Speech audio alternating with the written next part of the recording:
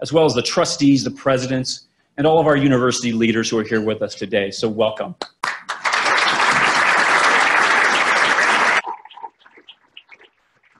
We want to welcome so many members of the higher education community from across the Commonwealth, those from the leaders from the colleges and community colleges and other universities from outside our own system. We are glad you are here to help us celebrate. Welcome.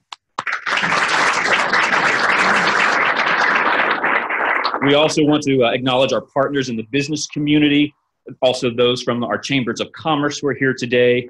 And we can't say enough, and enough of a thank you to our sponsors for today's events.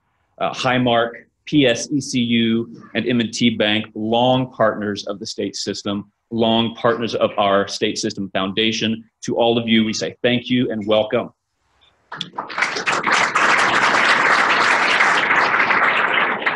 Just a few more. We want to acknowledge our local and statewide elected leaders who are here or who have joined via the webcast that is being broadcast on our own site and on PCN. We know that you are an important part of the future of this state system. We're glad that you are here and you are engaging to be part of the vision for the state system. We say welcome to you too.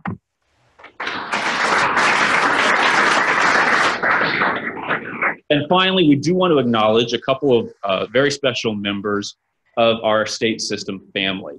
They are people who have been part of our family for a while, and we're so honored to have them back with us today. Clarion's President Emerita and our immediate past Interim Chancellor, Dr. Karen Whitney.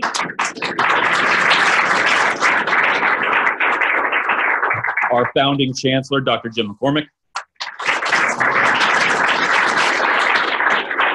Longtime board member and board member Emerita, Marie Connolly.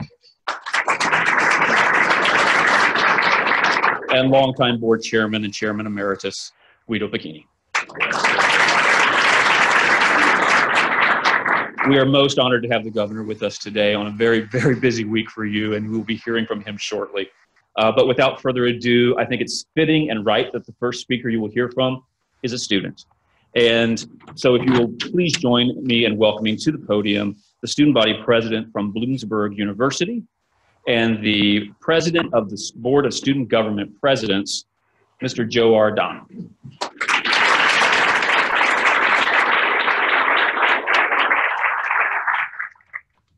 Thank you, Randy. Good afternoon. I'm honored to have the opportunity today to represent students across Pennsylvania's state system of higher education as we formally welcome our new chancellor on board. I also have the privilege of serving on the Board of Governors as one of 3 student members. In that role in particular, I have had several, many, sometimes way too much, opportunities to interact with our new Chancellor Greenstein. In fact, Chancellor Greenstein has many positive impressions on our students. He was here less than a month when he came to Bloomsburg University to speak at our fall leadership conference. And less than a month later, he had a very busy schedule, but in less than a month later, he came right back to Bloomsburg University as part of his initial 14 tour on campuses of the state system universities. That showed his passion for our students. Like he did during each of these visits on our college campuses, Dr. Greenstein spent the day meeting with students, faculty, staff, trustees, and many others. They were a long day, I'm pretty sure. He complained about a little of them. They were a long day, that's a lot of traveling. As you know, our universities are spread all over the state. But it demonstrated his passion and commitment to the important role he has taken on. Not only did he offer many of his own insights during each of these campus visits, he also asked a lot of questions. And more importantly, he listened to the answer to these questions. And I think that's the key, listening. He connected in a real and meaningful way with everyone he met. You could sense his passion for the students and his commitment to ensuring the student success, our success. It is my pleasure on behalf of the state system's entire student body, over 100,000 students strong, to formally welcome Chancellor Greenstein and to wish him well in his new role. Chancellor.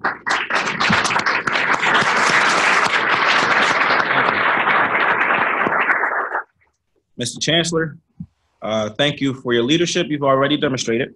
We are looking forward to being part of what's to come next. And I know it's a lot coming because he's a man of action. So good luck and good luck.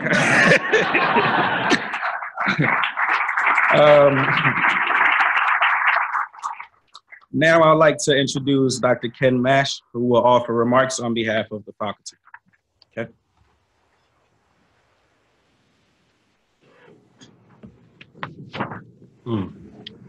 It's truly my honor on behalf of the faculty at our 14 great universities to congratulate Dan Greenstein on his inauguration.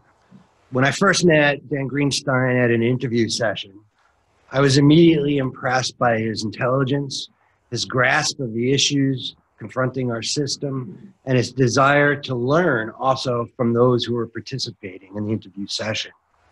Over the last few months, he has put all of that into practice, and he's further impressed me and my colleagues with his infectious work ethic, his humility, and his leadership style. I personally have learned considerably from this leadership style, from his desire to listen to people, to learn, to collaborate, and even to alter his perspective when approached with good ideas, and mostly to treat others with respect, to highly value student learning, and to be a positive force for change. In my many conversations with Chancellor Greenstein, he has repeatedly stated that he wishes to be the chancellor for all of the many constituents of our universities and our system. I look forward to that opportunity. And he's off to an excellent start. So on behalf of the state system faculty, we look forward to working with him to make our system and our universities operate at their full potential in order that we may meet the state's system's mission of providing an affordable, high-quality education for our students. Now it's my pleasure to introduce IUP's president, Dr. Michael Driscoll, to offer remarks on behalf of the university president.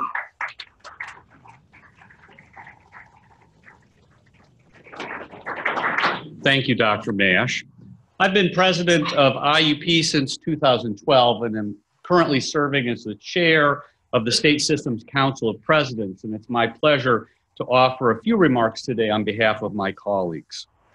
In all candor, when Dr. Greenstein was first announced as the next chancellor of the state system, we were all more than a little worried. You see, as good Pennsylvanians, we knew that people from the West Coast, particularly the Pacific Northwest, are, well, different than normal people like us. After spending almost 5 months working with Chancellor Greenstein, I must admit, again being honest, that we were 100% right. Dan is very different, and here are a few things we've noticed. Starting with his very first meeting with the Council of Presidents, Dan recognized that our experience was valuable, floated some of his ideas, asked our opinions, and when we sometimes disagreed with his thoughts, rather than ignoring us or something worse, he modified his thinking. This is very strange. Dan promised to visit all 14 state system universities, but then he went and actually did it within his first 2 months on the job. The keystones of each visit were unscripted, open, public meetings with university stakeholders from on and off campus. He listened to what those people said, and he responded with enthusiasm. Unheard of. Dan said right out loud that our universities are facing incredible challenges that threaten our ability to meet our sacred purpose to provide high-quality education at the lowest possible cost to students. But instead of casting blame, pretending to know all the answers, or descending into melancholia, he went on to proclaim his optimism and unwavering confidence that we are the solution, and that the talented people of Pennsylvania's state universities and of this Commonwealth are up to the task, provided we work hard and work together. Absolute heresy. I could go on, but I don't have time to discuss things like tie phobia or cyclemania. Chancellor Greenstein, On behalf of my colleague presidents and myself, welcome to our state system. In a time when fundamental transformation is essential to our future, we say, Vive la différence. We also respectfully request that you keep your remarks short today. We have a lot of work to do together, and let's get to it. It's now my pleasure to introduce Mr. Jeff Smith, who will offer remarks on behalf of the trustees. Jeff.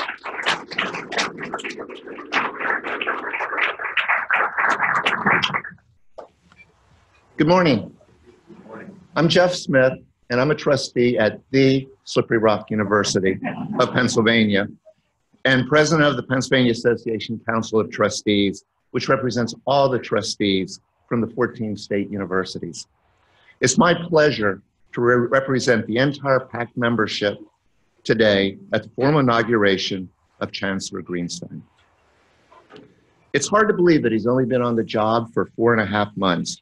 I think it's fair to say he hit the ground running, or maybe I should say pedaling, back in September, and he hasn't slowed down since. These are challenging times for the state system and for all of the universities. Perhaps more than any time in our history, we need a strong, visionary leader to steer us through the rough waters ahead, and we have one. Believe me, I've seen him in action. We're all going to have a hard time keeping up with him. As trustees, we're grateful for the time he has already given us and for giving us a seat at the table in the system redesign process.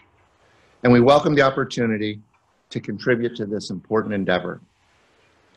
We accept the challenge that Chancellor Greenstein has laid before us to work together on behalf of our students in order to ensure their success. It's with great enthusiasm that I welcome the new Chancellor to the state system and wish him great success. And now, I welcome to the podium the Chair of the Board of Governors, Cindy Shapiro.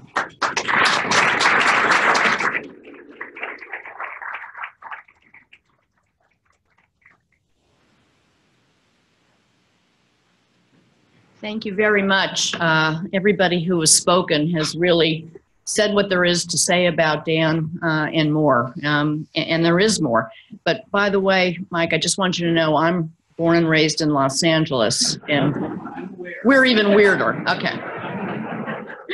But Joar, Dr. Mash, Dr. Driscoll, and Jeff, thanks to each of you for your excellent remarks. As I said, they are really capturing the essence of who we are and where we're going, and the fine leadership that we have. And I especially want to thank Melissa and Michael for being here, and Anna, who's back in Seattle.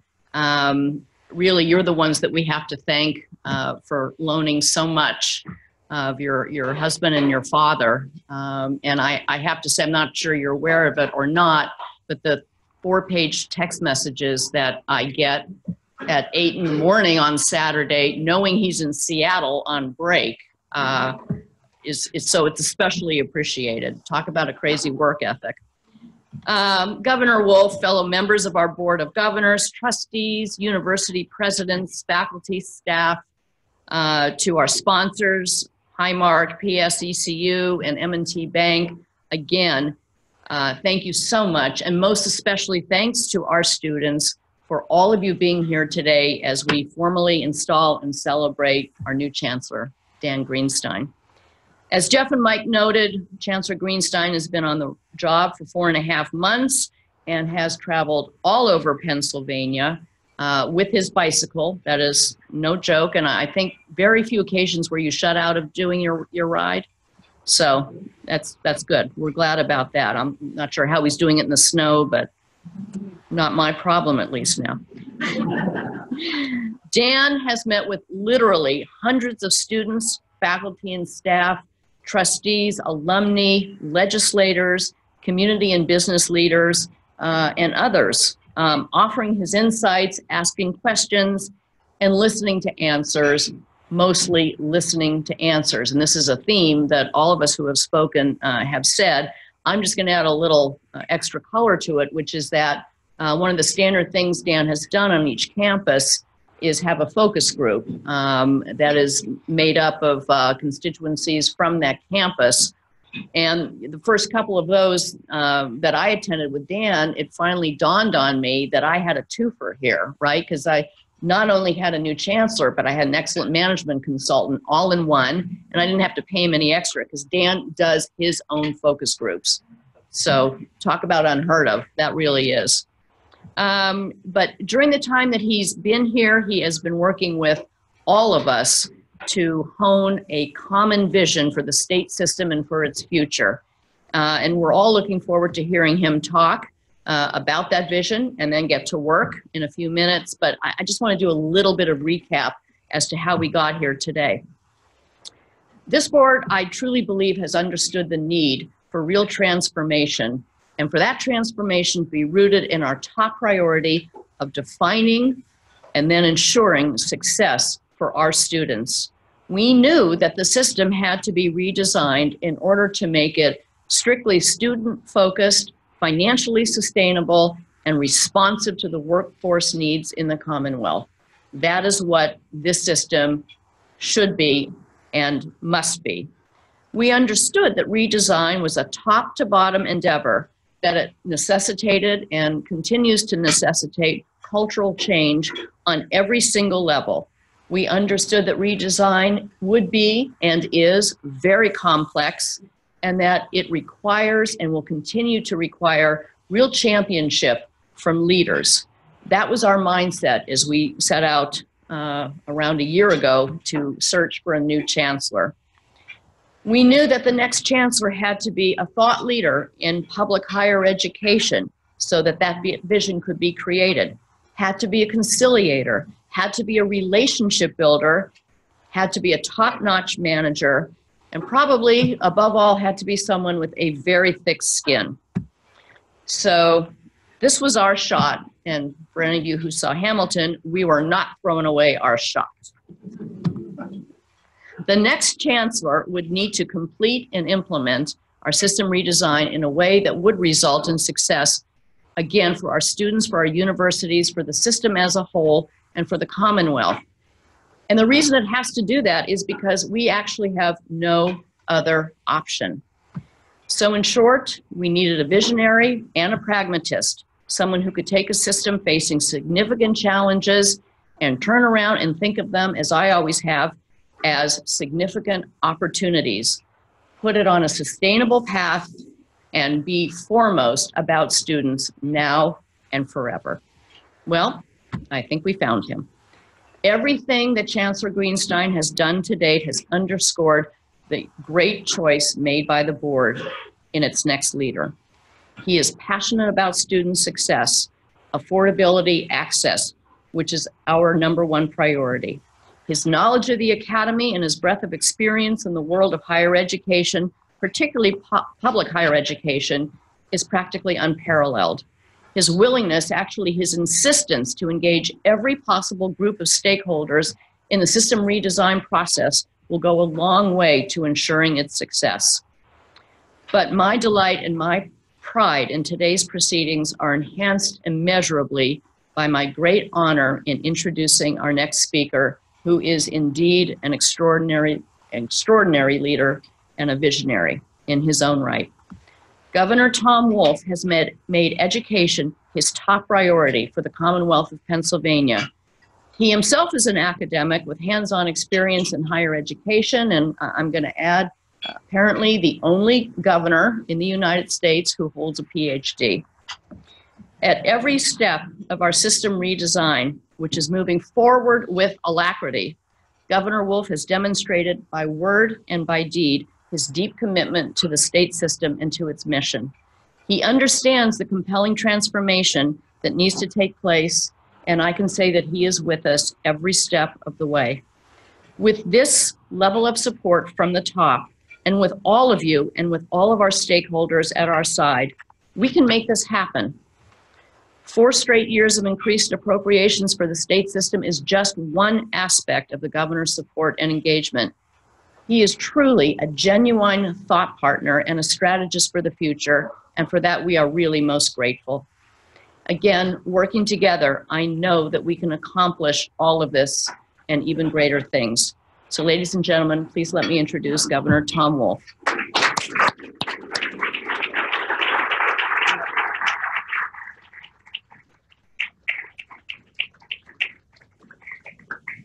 Wow. Thank you, Cindy. That's hard to live up to those expectations. I'm not really that good, just as you know.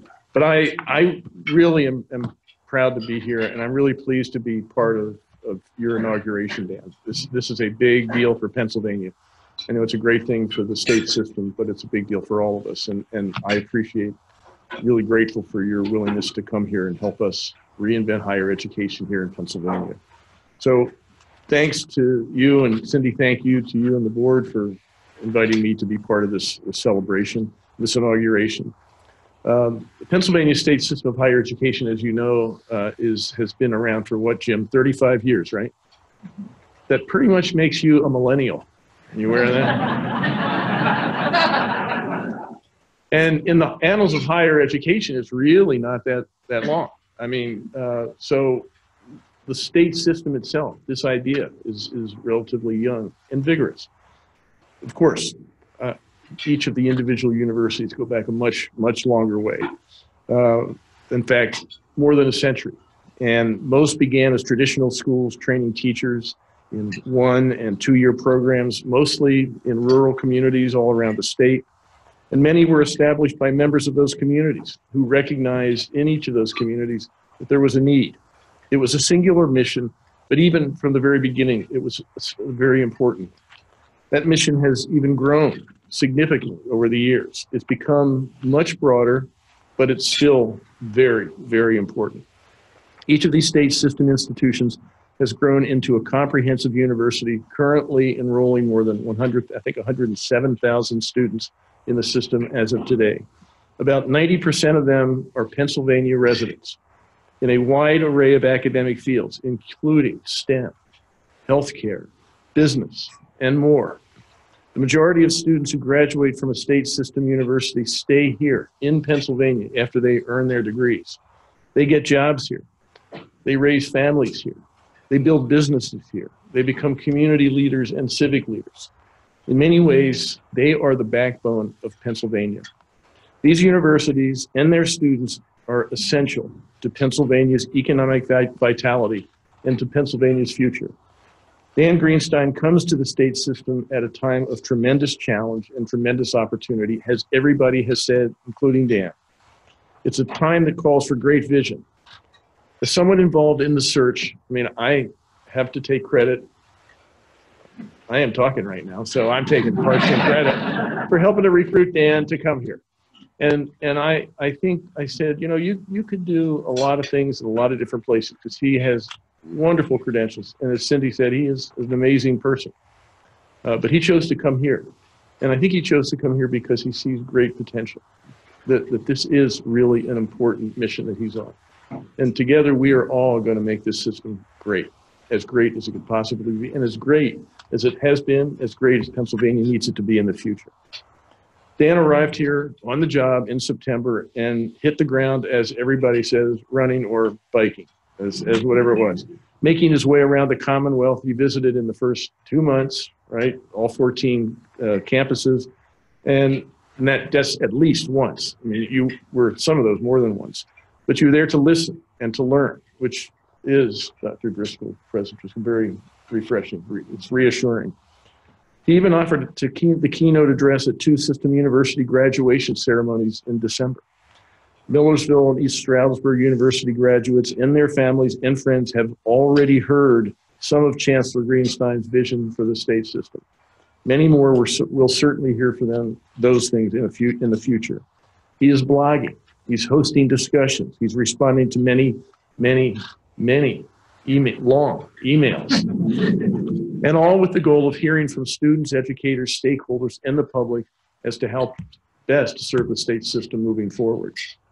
With that kind of energy and enthusiasm, I am absolutely confident that Chancellor Greenstein will provide the leadership and the vision this system and the Commonwealth need to move forward.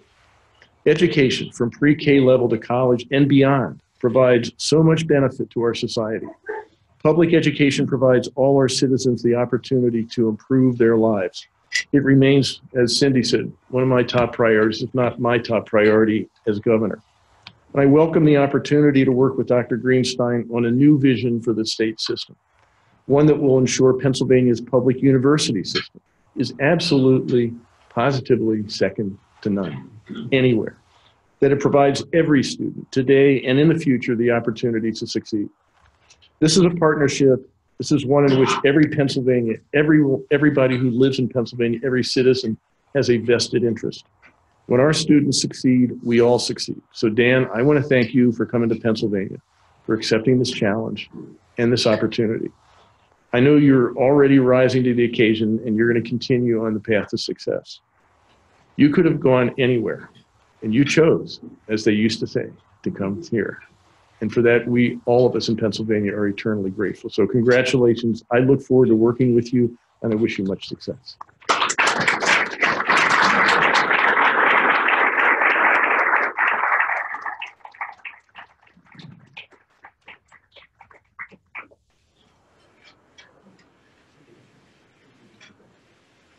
No, it's fine.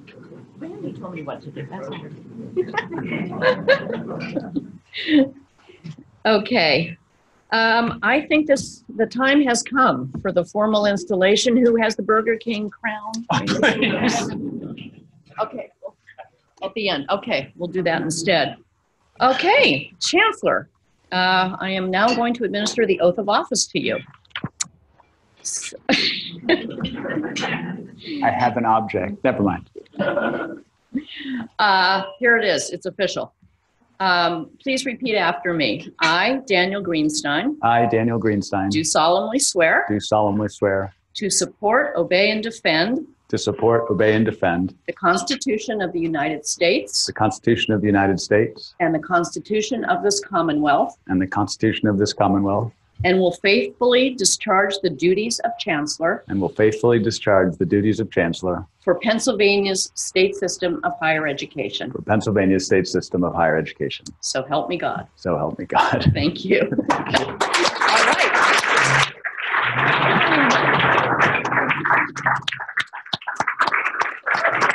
Oh, wow.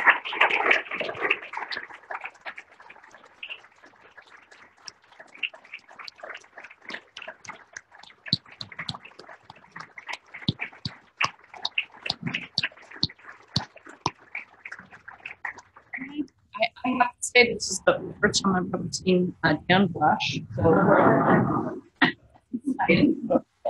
And now that you've officially been sworn in as Chancellor, I would like to present to you the medallion of the Chancellor, which is representative of the office.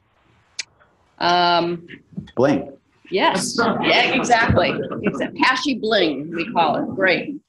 Now that you're official, ladies and gentlemen, Chancellor Dan Greenstein would like to deliver his address. Thank you.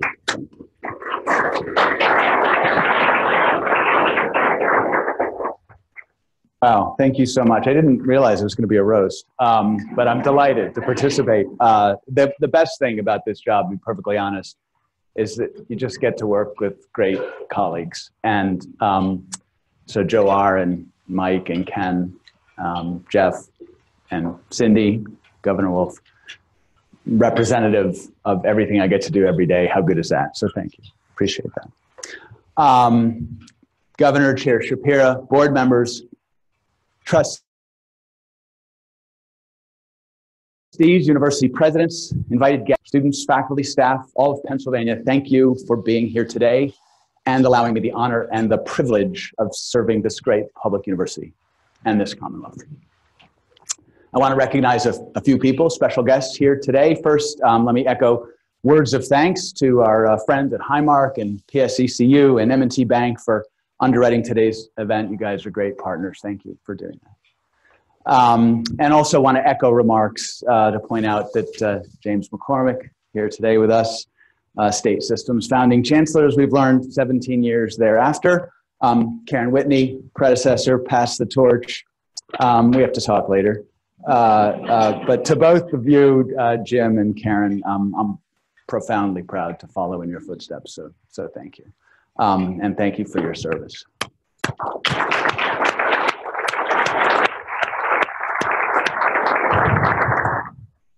This is the hard part. So my wife, Melissa, and my son, Michael, here too, along with my daughter, Anna, who's back at home in Seattle. And Anna, baby, if you're listening, you're not in class. So I know we're being streamed.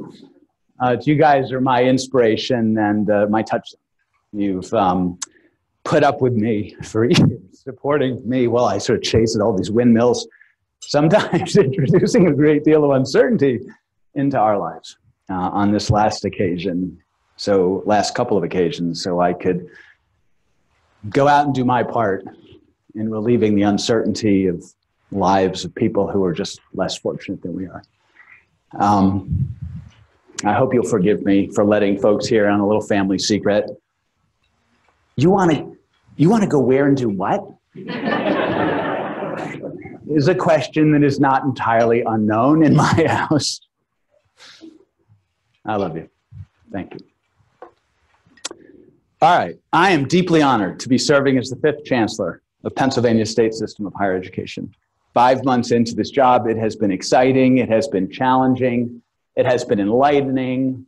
Haven't gotten as many miles in, but we're working on that on the road. And while this is an important day for me personally, it's important for the state system, for our universities.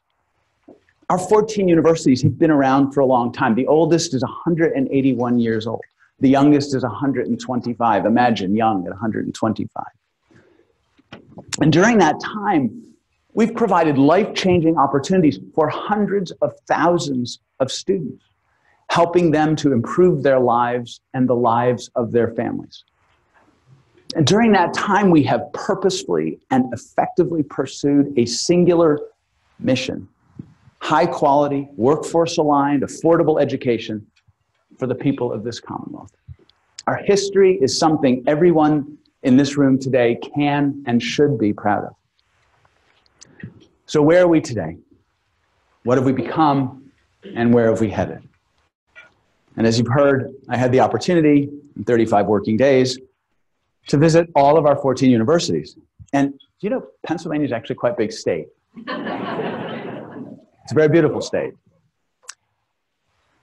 And what I found was an amazing collection of institutions populated by incredible people, students and faculty and staff, who take quite seriously why they are there and have tremendous, enormous pride in our mission. I found universities that provide the kind of engaging experiences that you see at the best liberal arts colleges, only at a public university price.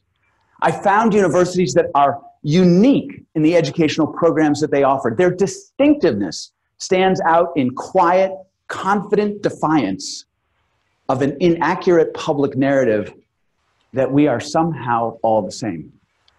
I assure you, we are not. I found universities that are responsive to changing societal needs. Again, defying a very different public narrative. They offer a broad array of educational opportunities, focusing increasingly on those aligned directly with employer needs in this state, in healthcare, in business, in STEM, and many other areas.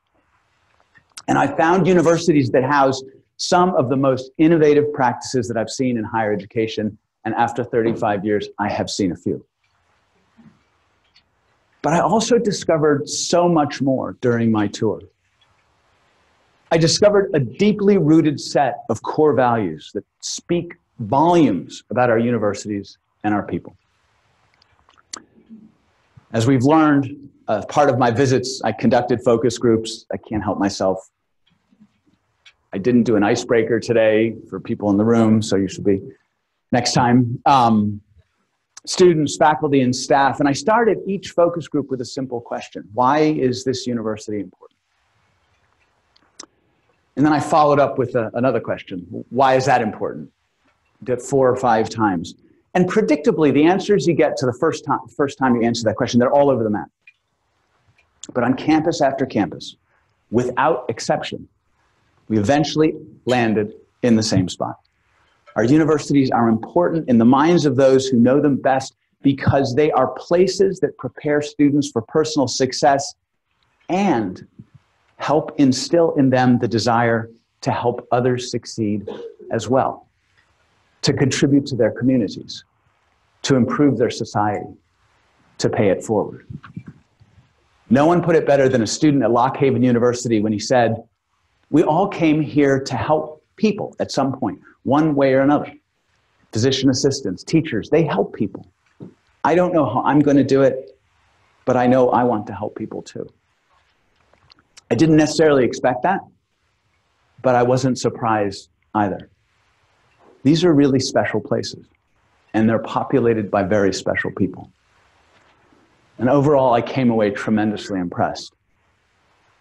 I also came away in awe of the profound sense of optimism that I encountered amongst people who have experienced deep, cumulative budget cuts over a decade. A desire to hope and to create and to build a future, not just to survive, but to thrive.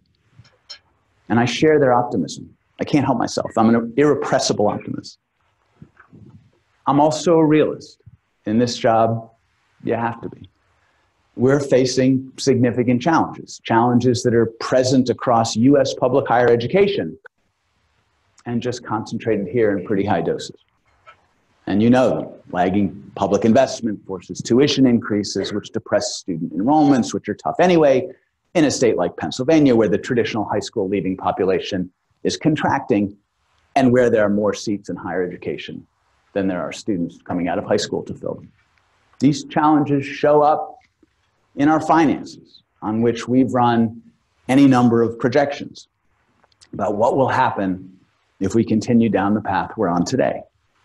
And you know, it's not a pretty picture.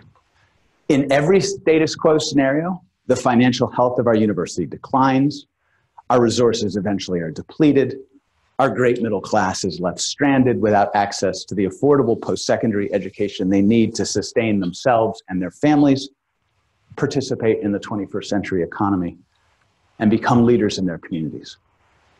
And you all know this. It's not new. And it isn't news. And it didn't just happen overnight. It took years, maybe decades, to get to this point. And there are a variety of reasons that we could point to. And in fact, I've noticed a tendency amongst folks to want to blame a single cause. And perhaps that's born of hope that maybe there's a single solution, a silver bullet. But we know there isn't. We're here today because at every level of our organization, we have not yet been able to align around a shared vision and pursue it together. We haven't yet collectively made the difficult trade-off decisions that we've needed to make. We haven't yet been able to set aside our parochial self-interest, to hold one another accountable for our actions, to act as one in the interest of moving the department, the university, the system forward. Like our future, our past and our present and our challenges, they are our collective accountability. They demand that we embrace creativity and collaboration and commitment, and that we reject division and disparagement. I remember one faculty member telling me, "We're so consumed by pointing fingers and blaming others for our problems, we aren't having the discussions we need to have about the things that we can actually change." I know we will alter this path. We must. The cost of our not doing so is too high. It is measured in the shattered hopes and dreams of real people, the devastation of whole communities, the faltering steps of our state's economy. Failing to alter our path is unacceptable to me, and I know it is unacceptable to each and every one of you here. And I want to be crystal clear on this point. My optimism for the future, it is not fueled by fear of failure. It is grounded in the accomplishments of our history and the passion and the energy and the talent of our people and the power of our mission and our purpose. My optimism is based on the hundreds, probably thousands of voices I have heard through individual and group conversations, in focus groups and emails, on phone calls, These are the voices of students, of faculty, university leaders, trustees, elected leaders, board members, community members, people who just ring me up and I don't even know who they are or what connection they have and offer advice. I listen to these voices. I take notes. I organize and I read and I use my notes. They're the primary evidence of my research into who we are and what we must become. That's what you get for hiring an historian. If I pause and I listen, and I do, I hear these voices rising up as a chorus. They don't seek merely to sustain, they seek to flourish for our students and our state. Listening, I hear a faculty member at California who said, I keep asking myself why we keep doing the same things yet expect different results. To be competitive, it's time to set ourselves apart from other institutions, to look at alternatives to the traditional undergraduate degree. Listening, I hear our faculty and staff demanding that we stop competing with each other, that we stop doing things redundantly 14 times over. Listening, I hear a drumbeat urging us to emerge from our silos, remove bureaucratic processes, step out of our oppositional cultures to tear down the barriers that impede our greater collaboration and negatively impact our students. Collaboration is key to our success, a faculty member told me. It's huge among the institutions, even within our institutions. There are tremendous innovations across the system. We have to have an infrastructure that enables us to share them. We need to talk. And there's so many points of collaboration, so many opportunities that are offered. If the system would allow students at one university to take online courses at another, a faculty member told me, they would gain access to a myriad of courses that aren't available at their home campus. If we put our resources together across departments, across universities, I was told we could do so much more to help academically at-risk students who too often leave college with debt and no degree.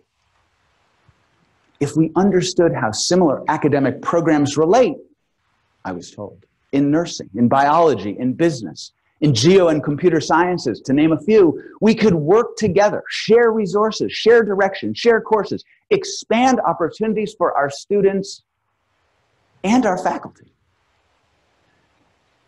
If we work together, I was told we could dramatically improve career advising, develop work-based learning opportunities like internships for our students. We could recruit more students from out of state, implement better, easier to use student-facing systems for admissions, registration, and class scheduling. The list goes on. Recommendations don't come from just a few people, they come from hundreds of people.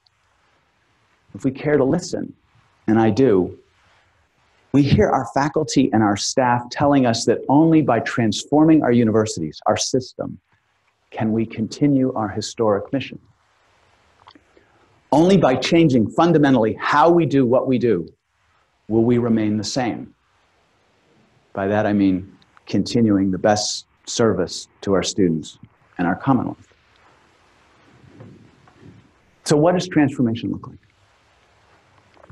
In a transformed system, our universities stop competing on every dimension. Now, I want to just clarify that our wonderful coaches want to carve out a bit of an exception, so I'm good with that.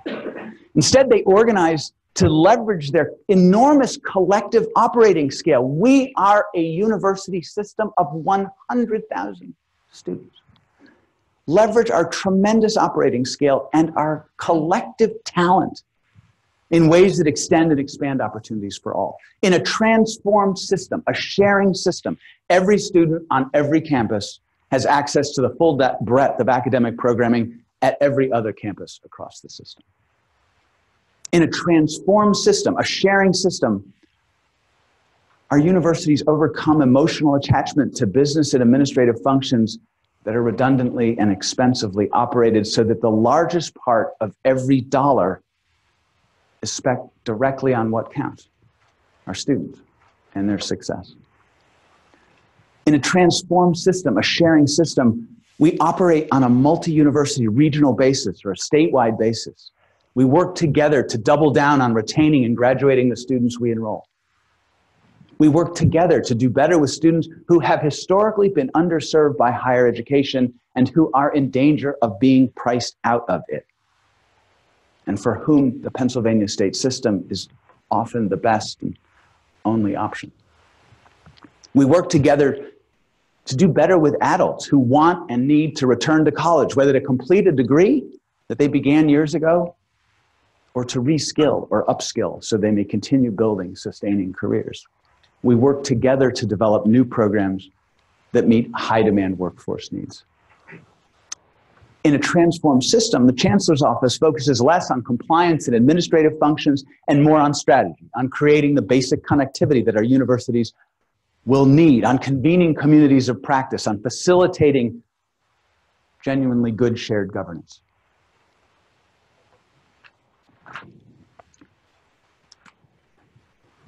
We work together. Wow. This kind of transformation requires investment. We're not going to cut our way into a successful future. We've tried it. Others have tried it. It doesn't work. It's going to require investment. And so we must organize, reorganize, and reprioritize existing resources. We must explore a new generation of public-private partnerships and ramp up and professionalize our fundraising efforts, building whole new revenue streams. We must make our case to elected officials, demonstrating the importance of public investment in higher education with a prospectus that is too compelling, too critical to the state's economic and social well-being to ignore.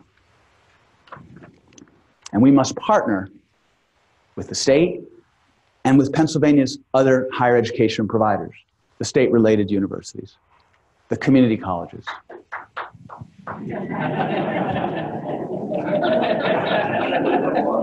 My colleague from HAC, also a fine writer, the independents. Why? Because higher education ecosystem in this state is broken. It's unsustainable in its current form. And left unattended to, it will fail us, all of Pennsylvania.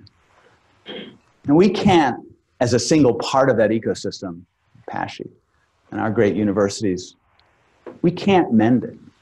But we can, and we must, participate and where appropriate, lead in an effort to find reliable, lasting, timely solutions that ensure sustainable, affordable educational pathways run seamlessly for Pennsylvanians from their cradles through their careers.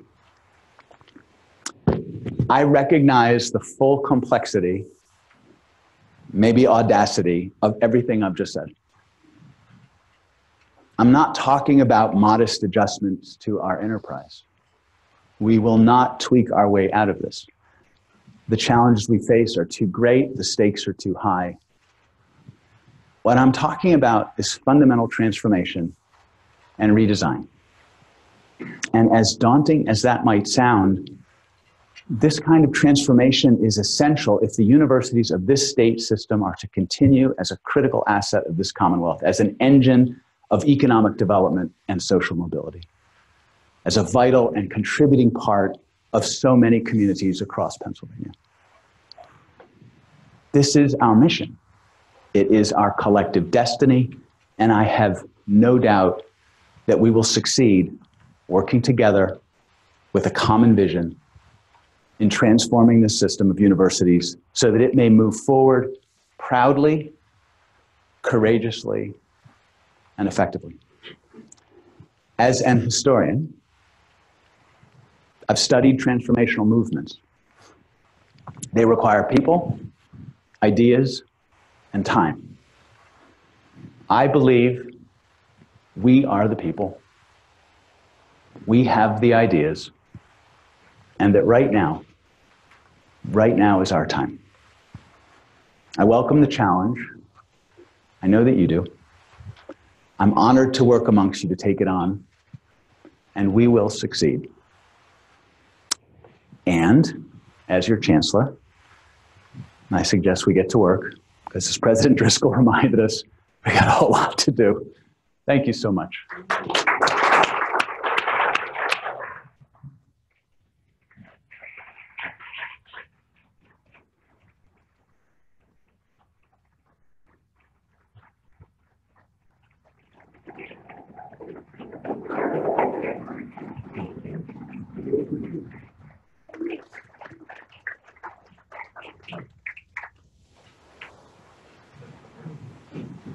Ladies and gentlemen, that concludes our event for today. The board meeting will begin around 1 o'clock back in the board room.